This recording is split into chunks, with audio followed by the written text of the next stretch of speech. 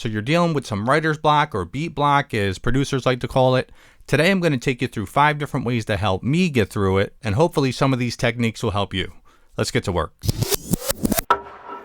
So usually for me, when I have some type of creative block, it's because I'm too comfortable or I'm just uninspired, which is real easy to do in this day and age because all the music is kind of sounds the same for so long. You know, not to down any of the music, you want to stay on trend, I get it, but sometimes it just becomes uninspiring, for lack of a better word.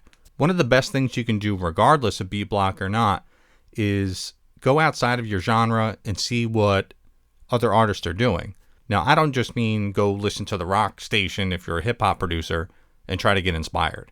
What helps me is not just switching what genre I'm listening to, but what decade, what time frame I'm listening to.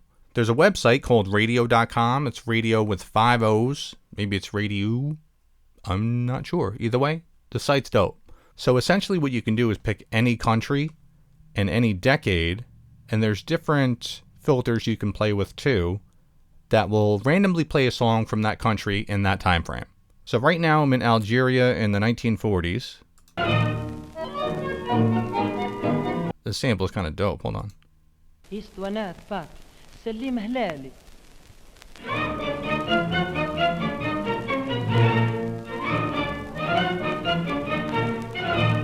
what I mean? And you can go through all these different countries. For the sake of time, I'll just show you that one. But definitely check out this radio.com site and play with it a little bit. See if it inspires you. The second thing I like to do is actually go into old samples or sounds that I've used in the past and try to flip it a different way. Even just using the stock samples inside of your DAW could help you get started in the right direction. So let's say if I have just this random drum loop in here. Cool. But I'm having more trouble coming up with a melody. So I'm just going to take this random sound inside Logic's sample pack. So in Logic, it's super easy to jump into the sampler. You would just take your sound, click it over into this empty space in your track section, and use whichever option you'd like. The quick sampler original is just what it implies. It's pretty simple to use. Drop your sample in there. It'll come up with these default slices, but just change it to manual and you should be good to go. I'm going to change this to mono, or else the sample will just keep going.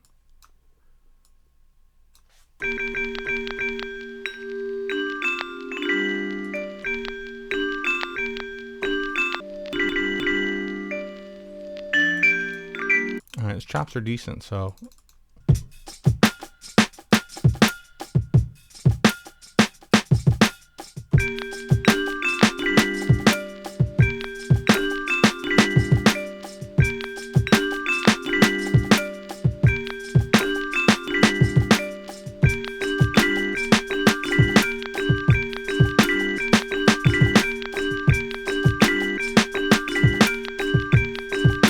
the third way I like to get over beat block is with a little website called samplet.io. If you just head over to samplet, I hope I'm saying that right, .io, this site actually spits random songs from YouTube at you from all different types of genres and years. You can even apply some filters, say if I want, I don't know, a classical, I don't need to go crazy with it, and just hit apply and then random. It'll pop up.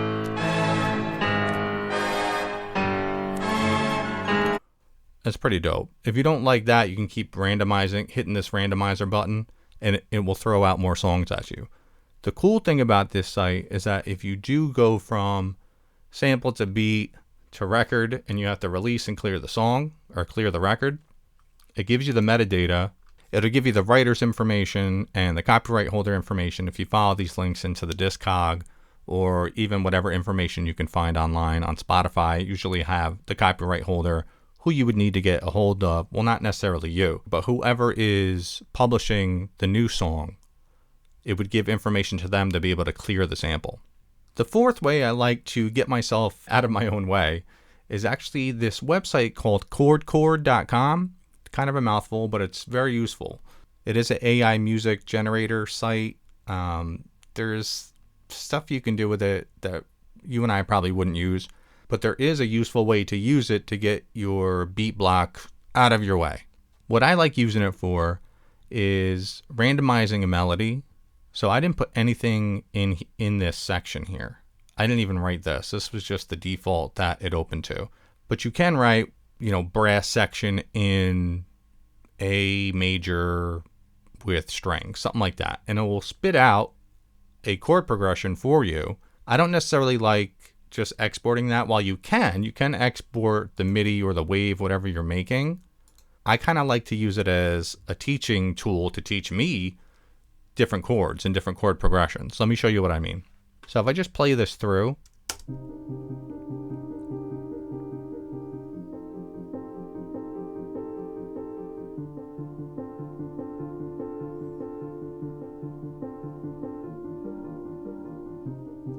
it's super cool because it shows you what chords and keys are being played on the piano, or in this case, your MIDI controller. So what I would like to do is actually click on any of these chords and it'll show you what it is.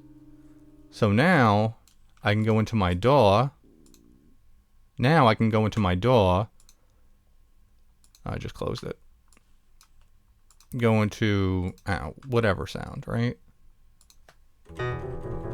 So now I have the sound in my MIDI controller of what I want. I can go back to chord and literally put my hands where these notes are. What's it telling me here? Here, here.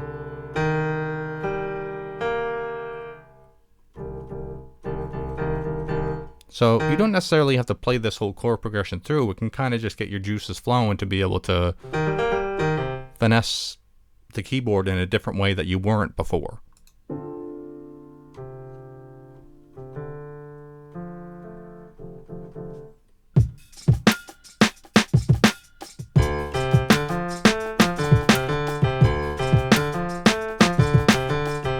You get the idea, don't judge me. But it is a good way to kind of learn new chords, even if you don't retain what chords they are. At least it gets you back on the MIDI controller or the keyboard to help you get your project done. The fifth and final tool that I like to use is also an AI music generated type of program, but it's not really doing the chords for you, so to speak. It's actually a text to sample tool from SampLab. I featured this company before on my channel. No affiliation or anything. They just make cool apps for music making. In this case, you can type in what type of sample you would like, and it will use AI to generate that sample. You can pay for an upgrade to make longer samples, but their free version is just fine. If you just Google SampLab text to sample, it'll be the first one that pops up. You're going to click there and download this app. Once you have it downloaded, it looks like this. Open that bad boy up. This is just maybe something I was working on before. I don't know. Some random text in there. But let's see what it generates. I should mention too that this is all generated on device. This is not connected to the internet, and it's not scraping to steal other samples.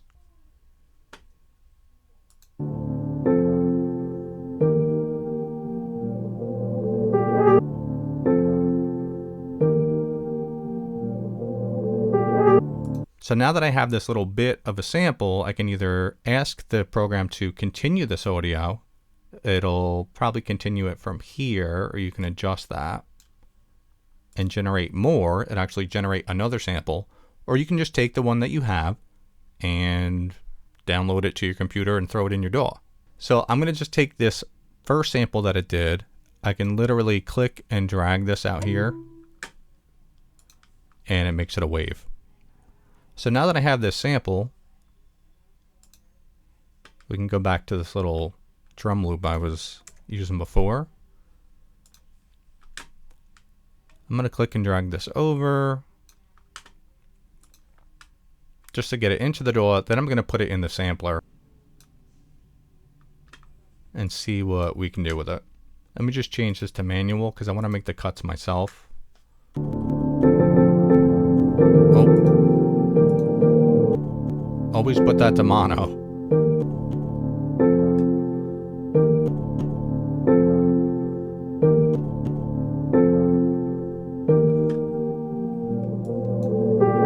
Even that's kind of dope. But when you're chopping samples, you want to make sure that you're in time. on tempo. Let me get rid of that.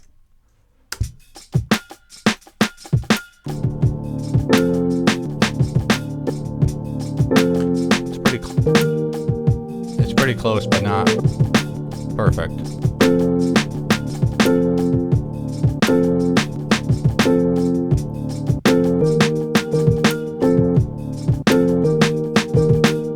So there you go, guys. 5 different ways that I use to get over beat block or writer's block to keep my projects moving. What ways do you use to get yourself out of your own way when you have beat block?